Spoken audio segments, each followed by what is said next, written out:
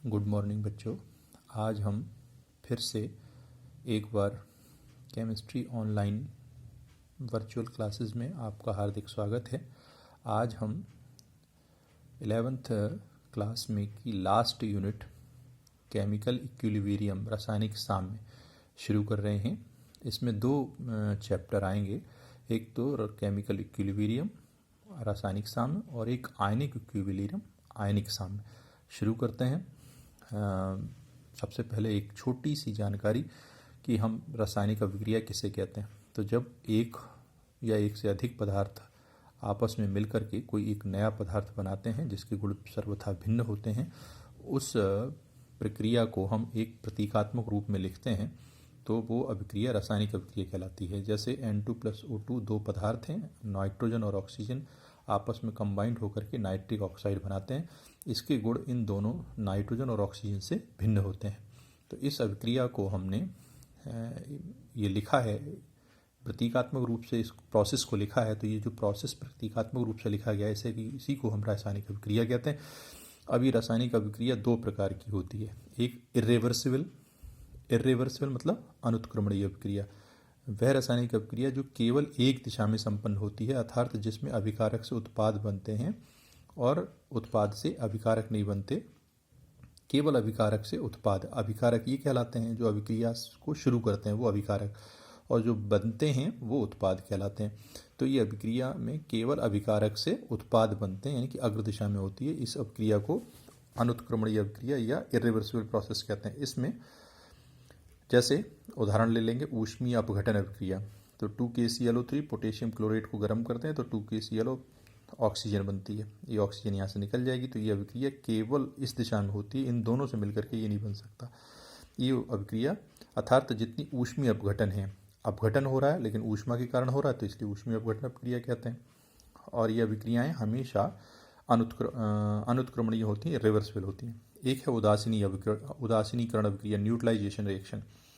तो neutralisation reaction में क्या है कि अम्ल और क्षार जब क्रिया करेगा तो क्रिया करके लवण बनाता है और वाटर निकलता है, लेकिन इन दोनों से ये क्रिया नहीं हो सकती। अभिकारक से उत्पाद तो बनते हैं लेकिन उत्पाद से अभिकारक नहीं बनते, अर्थात केवल एक दिशा में होती है। ये क्रिया भी अनुत्क्रमणीय अभिक्रिया होती है। इसी प्रकार से एक अभिक्रिया कहलाती है अवक्षेपण क्रिया। तो अवक्षेपण क्रिया में क्या है, barium chloride plus H2SO4 gives BaSO4 plus 2HCl। तो ये बेरियम सल्फेट का अवक्षेप मिल रहा है। ये नीचे की ओर एरो जो लगाया है वो अवक्षेप का निशान है, प्रेसिपिटेट मिल रहा है। तो ये प्रेसिपिटाइजेशन रिएक्शंस जो होती हैं ये भी अनुत्क्रमणीय अभिक्रियाएं होती हैं। फिर आती है उत्क्रमणीय अभिक्रिया, वह अभिक्रिया जिसमें अभिकारक से उत्पाद बनते हों तथा उत्पाद से अभिकारक दोनों बनते हैं। और ये अभिक्रिया अग्र दिशा में भी पूर्ण होती है और पश्चिम दिशा में भी, मतलब दोनों दिशाओं में चलती है। अभिकारक से उत्पाद भी बनते हैं और उत्पाद से अभिकारक। और इस अभिक्रिया को हाफ एरो आगे की ओर लगाते हैं और हाफ एरो पीछे की ओर लगाते हैं। ये दोनों एरो एक साथ लगाए जाते हैं। ये प्रतीकात्मक होता है उत्क्रमणीय अभिक्रिया का। अगर ये कहीं एरो लगा हुआ है ऐसा, तो हम मान लेंगे वो अभिक्रिया रिवर्सिबल है, उत्क्रमणीय है। इसमें जैसे H2+Cl2 ये अभिकारक हैं, H2 और Cl2, इससे 2HCl उत्पाद बन रहा है, लेकिन 2HCl डिकम्पोज होकर के H2 और Cl2 भी दे सकता है। उदाहरण में ऊष्मीय वियोजन, ऊष्मीय अपघटन अभिक्रिया आती है अनुत्क्रमणीय में, और ऊष्मीय वियोजन अभिक्रिया आती है उत्क्रमणीय अभिक्रिया कहलाती है। ऊष्मीय वियोजन अभिक्रिया उत्क्रमणीय अभिक्रिया कहलाती है। इसमें फास्फोरस पेंटाक्लोराइड PCl5 को जब हम गर्म करते हैं तो PCl3 प्लस Cl2 बनता है। इस तरीके से ये अभिक्रिया जब जिसमें अभिकारक से उत्पाद बनते हैं, ये वाला जो एरो है वो अग्र अभिक्रिया की ओर जा रहा है, तो हम कहते हैं अग्र अभिक्रिया का वेग। ये इस समय अगर हम देखेंगे तो अग्र अभिक्रिया का वेग कहलाएगा। और इस समय देखेंगे तो ये जो जिसमें उत्पाद से अभिकारक बनते हैं, यानी PCl3 और Cl2 मिलकर के PCl5 बनाते हैं, तो ये कहलाता है पश्च अभिक्रिया। अग्र अभिक्रिया के वेग को हम V1 से प्रदर्शित करते हैं। B1 भी लिख सकते हैं, RF भी लिख सकते हैं। F का मतलब होता है फॉरवर्ड डायरेक्शन, फॉरवर्ड डायरेक्शन में रिएक्शन या रेट ऑफ फॉरवर्ड डायरेक्शन। और ये पश्च अभिक्रिया के वेग को हम V2 से प्रदर्शित करते हैं या RV भी लिखते हैं। तो इसको हम अभी आगे उसमें समझाएंगे। जैसे हम यहाँ लिख भी सकते हैं V1, या इसको हम RF ये अग्रक्रिया का वेग कहलाता है। ये rate of forward direction reaction, velocity of forward direction reaction, V1 अग्रक्रिया का वेग या अग्रक्रिया की दर। ऐसे ही पश्चक्रिया का वेग V2 या पश्चक्रिया की दर, ये RB से प्रदर्शित करते हैं, rate of backward direction reaction. इस तरीके से ये जो ऊष्मीय वियोजन अभिक्रिया है, इसमें ये अभिक्रिया दोनों तरफ होती है, अभिकारक से उत्पाद बनते हैं और उत्पाद से अभिकारक बनते हैं। तो ये उत्क्रमणीय अभिक्रिया का निशान कहलाता है, चिन्ह कहलाता है। अब साम्यावस्था इक्विलिब्रियम किसे कहते हैं? तो उत्क्रमणीय अभिक्रिया की वह अवस्था जिसमें अग्र अभिक्रिया का और पश्च अभिक्रिया का वेग समान होता है, रासायनिक साम्यावस्था कहलाती है। मतलब आपको जैसे अभी बताया कि ये अग्र अभिक्रिया का वेग क्या है, V1, और पश्च अभिक्रिया का वेग क्या है, V2। जब उत्क्रमणीय अभिक्रिया की वह अवस्था जब दोनों वेग बराबर हो जाएं, शुरुआत में तो अग्र अभिक्रिया का वेग अधिक होगा क्योंकि इसका सांद्रण अधिक है, इसका सांद्रण कम है, लेकिन धीरे धीरे जब इसका सांद्रण बढ़ जाएगा तो फिर यह पश्च अभिक्रिया का वेग बढ़ेगा और इसका सांद्रण चूंकि कम होगा तो इसलिए ये वेग घटेगा। एक स्थिति ऐसी आएगी कि दोनों वेग बराबर हो जाएंगे। बस वही अवस्था, इस उत्क्रमणीय अभिक्रिया की वही अवस्था रासायनिक साम्यावस्था कहलाती है। इसी को हमने परिभाषित किया है, उत्क्रमणीय अभिक्रिया की वह अवस्था जिसमें अग्र अभिक्रिया का वेग पश्च अभिक्रिया के वेग के बराबर होता था, अर्थात V1 बराबर V2 या VF बराबर VV या RF बराबर RB। मतलब ये नोटिफिकेशन है, चाहे हम इसमें से किसी को भी लिख सकते हैं। फिर हम ये भी कह सकते हैं उत्क्रमणीय अभिक्रिया की वह अवस्था जिसमें अभिकारक और उत्पाद दोनों की सांद्रताएं अपरिवर्तित रहती हैं, अर्थात बदलती नहीं है, रासायनिक साम्यावस्था कहलाती है। क्योंकि वेग तभी कांस्टेंट होगा जब अभिकारक उत्पाद की मात्राएं बराबर होंगी। जैसे मैंने अभी कहा था, यहाँ आपको समझाया था, अगर PCl5 अधिक मात्रा में है तो अग्र अभिक्रिया का वेग अधिक होगा, और PCl3Cl2 अधिक मात्रा में है तो पश्च अभिक्रिया का वेग अधिक होगा।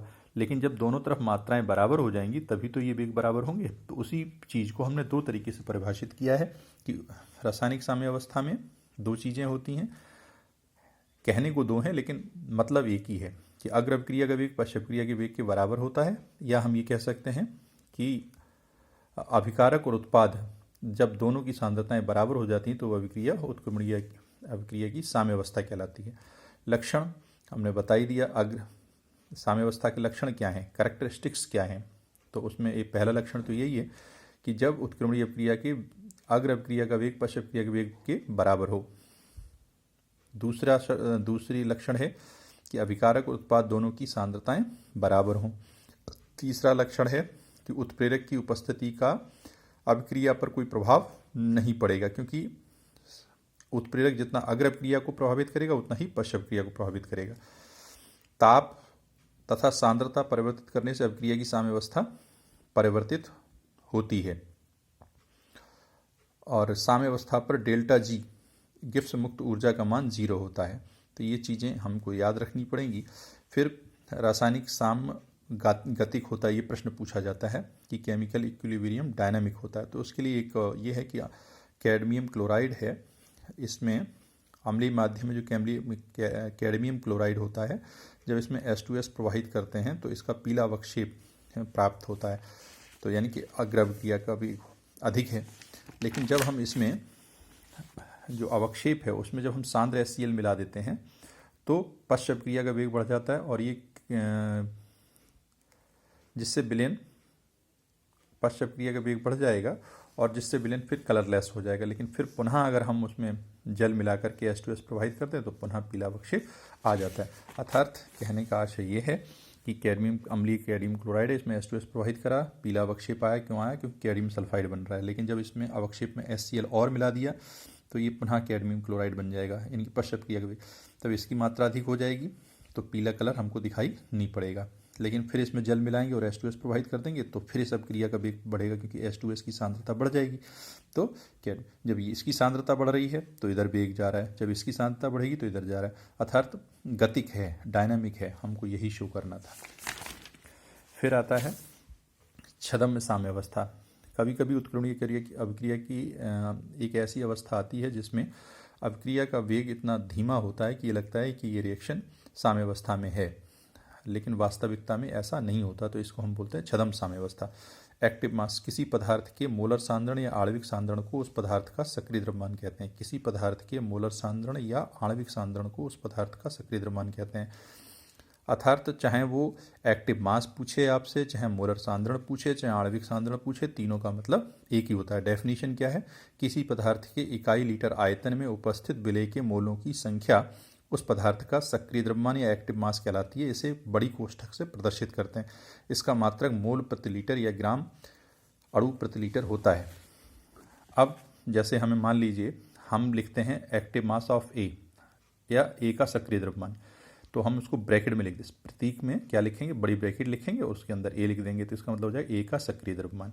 कैसे निकालेंगे? ए के मोलों की संख्या बटे आयतन लीटर में। अब मोल कैसे निकालते हैं? तो ए की ग्राम में मात्रा W बटे ए का अणु भार स्मॉल m इंटू आयतन लीटर में, क्योंकि W/m को n भी कहते हैं, मोलों की संख्या भी कहते हैं। और अगर हमें और इसको दूसरी भाषा में भी लिख सकते हैं, ए की ग्राम में मात्रा बटे ए का अणु भार इंटू आयतन, अगर ml में दिया है तो यहाँ 1000, तो लीटर में अपने आप कन्वर्ट हो जाएगा, 1000 से भाग कर दिया। अब एक सवाल देखते हैं कि 250 ml विलयन में एथेनॉल के 4.6 ग्राम घुले हैं, इसके सक्रिय द्रव्यमान की गणना करो। तो एथेनॉल का अणु सूत्र होता है C2H5OH, अणु भार C का 12 होता है, C का परमाणु भार 2 होता है। C के परमाणु 2 हैं और परमाणु भार होता है 12, तो 2 × 12। H का परमाणु भार होता है 1 और 5 परमाणु, तो 5 × 1। O का 16, H का 1, इन सबको जोड़ दीजिए, 46 हो गया। फिर एथेनॉल की मात्रा है 4.6, आयतन है 250 ml। सूत्र लगा देंगे ये वाला, ए की ग्राम में मात्रा इंटू ए का अणु भार इंटू आयतन लीटर में और इंटू 1000, तो 4.6 इंटू 1000, 46 इंटू 250 कैलकुलेट कर लेंगे, 0.4 मोल प्रति लीटर। 0.4 ये आ जाएगा 0.4 मोल प्रति लीटर, ये इसका सक्रिय द्रव्यमान आ जाएगा। ऐसे ही कुछ सवाल और आपको दिए जा रहे हैं, उनको आप करिएगा।